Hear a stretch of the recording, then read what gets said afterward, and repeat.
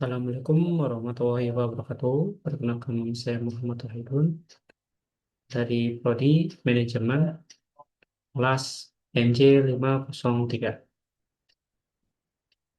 Saya akan mempresentasikan sebuah makalah memperdayakan dan memperkuat bisnis UMKM atau kelontong di Indonesia di mata hukum dan pengaruh bisnis global.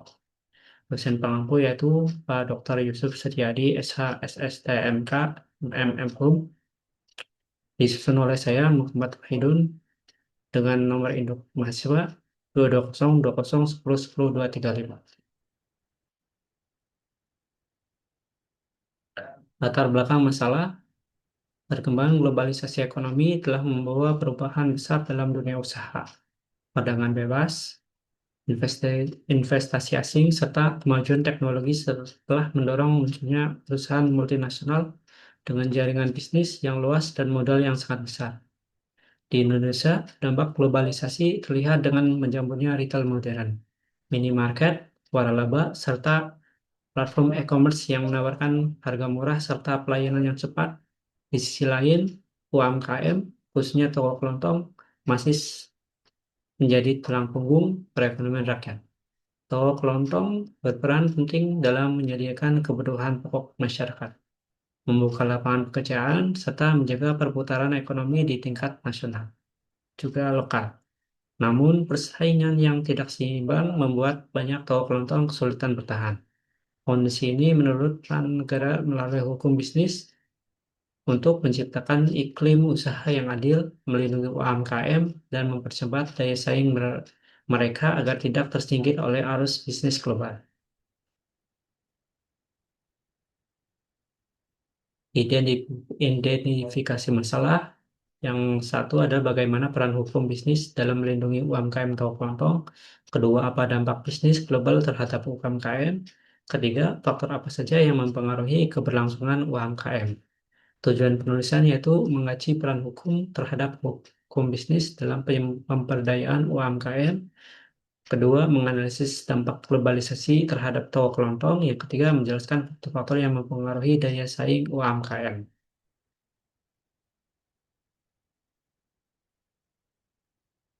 Data empiris.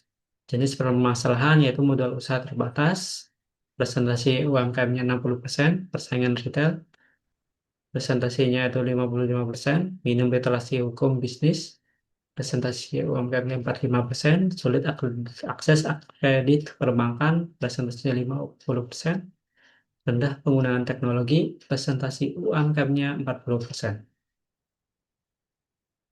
Kajian studi kasus. Dinamika perkembangan UMKM di Indonesia mengalami perkembangan signifikan dari segi jumlah maupun variasi usaha.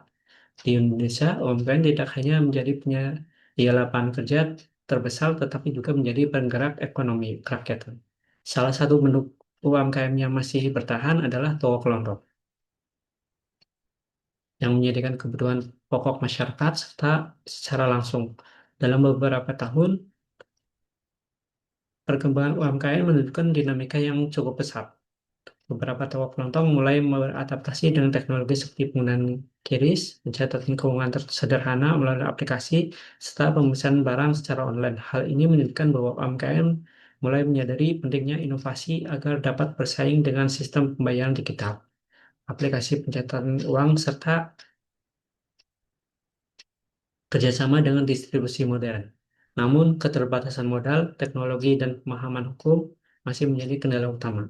Namun, perubahan ini belum sepenuhnya merata. Banyak pelaku UMKM masih menggunakan sistem manual, belum memiliki izin usaha, dan tidak mengerti aspek hukum bisnis seperti perjanjian dagang, perpajakan, dan perlindungan konsumen. Kondisi ini membuat UMKM berada pada posisi yang lemah dalam menghadapi persaingan bisnis global dan retail modern. Permasalahan di lapangan, beberapa permasalahan utama yang dihadapi UMKM di toko kelontong adalah yang pertama, persaingan tidak seimbang dengan minimarket modern,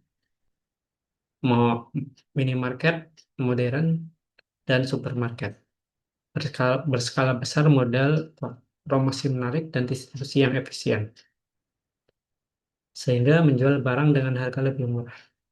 Yang kedua, modal usaha terbatas sehingga sulit mengembangkan bisnis. Banyak UMKM tidak memiliki jaminan untuk mengakses kredit perbankan.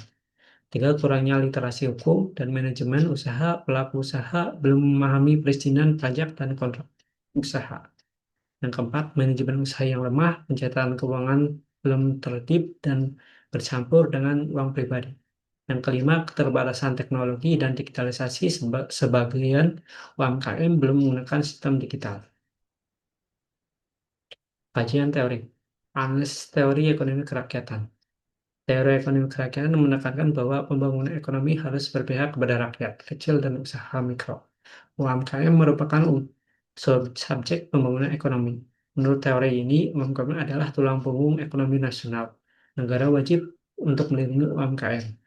Pasal tidak boleh dikuasai oleh sekedar pemodal besar. Dalam konteks hukum, bisnis ekonomi kerakyatan diwujudkan melalui Undang-Undang Nomor 20 Tahun 2008 tentang UMKM. Kebijakan pembatasan retail modern, dan program kredit usaha rakyat atau KUR. Faktor-faktor yang mempengaruhi keberlangsungan UMKM yaitu pelindungan hukum, kepastian hukum, memberikan rasa aman bagi UMKM. Kedua, akses modal kredit murah membantu pengembangan usaha. Ketiga, digitalisasi teknologi meningkatkan efisiensi. Yang keempat, kebijakan pemerintah regulasi yang adil menciptakan persaingan yang sehat. Pembahasan. Usaha mikro, kecil, dan menengah UMKM merupakan tulang punggung perekonomian Indonesia karena menyerap tenaga kerja dalam jumlah besar, sehingga sangat berkontribusi signifikan terhadap produk domestik bruto (PDB). Salah satu bentuk UMKM yang paling dekat dengan kehidupan masyarakat adalah toko kelontong. Namun, derasnya arus globalisasi dan masuknya bisnis retail modern skala internasional telah memberikan tekanan besar terhadap eksistensi toko kelontong tradisional, dan dampaknya yaitu ekonomi global terhadap UMKM. Toko kelontong, globalisasi ekonomi telah mengubah struktur pasar di Indonesia. Masuknya produk asing dan berkembangnya jaringan retail modern multinasional memberikan dampak langsung terhadap UMKM toko kelontong.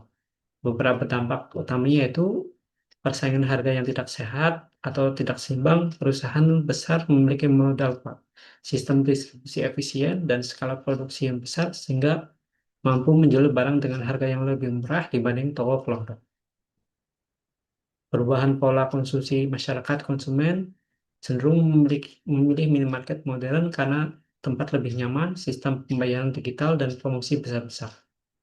Ancaman penutupan usaha, banyak toko kelontong gulung tikar karena tidak mampu bersaing secara langsung dengan bisnis global.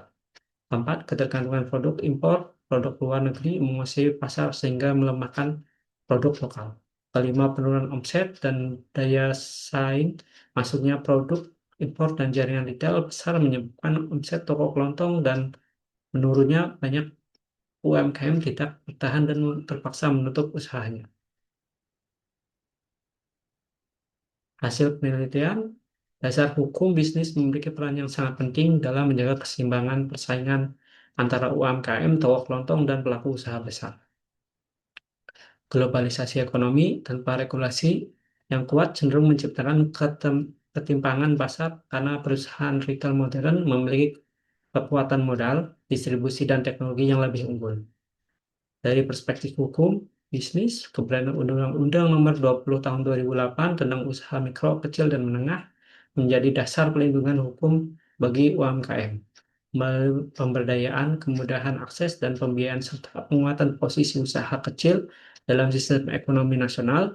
Selain itu, kebijakan zonasi retail modern dan program pembiayaan seperti kredit usaha rakyat menunjukkan bahwa negara berupaya menciptakan persaingan yang adil. Hasil penelitian ini menunjukkan bahwa efektivitas hukum bisnis tidak hanya bergantung pada regulasi tertulis, tetapi juga pada implementasi di lapangan. Di berbagai daerah, lemahnya pengawasan terhadap ekspansi retail modern menyebabkan toko kelontong tetap mengalami tekanan persaingan yang tinggi. Oleh karena itu, diperlukan harmonisasi antara kebijakan pusat dan daerah agar pelindungan hukum terhadap UMKM dapat berjalan optimal. Dan adanya kerangka hukum yang kuat, UMKM Tawa Kelontong memiliki peluang besar untuk bertahan dan meningkatkan daya saing di tengah arus globalisasi ekonomi. Demikianlah presentasi dari saya. Assalamualaikum warahmatullahi wabarakatuh.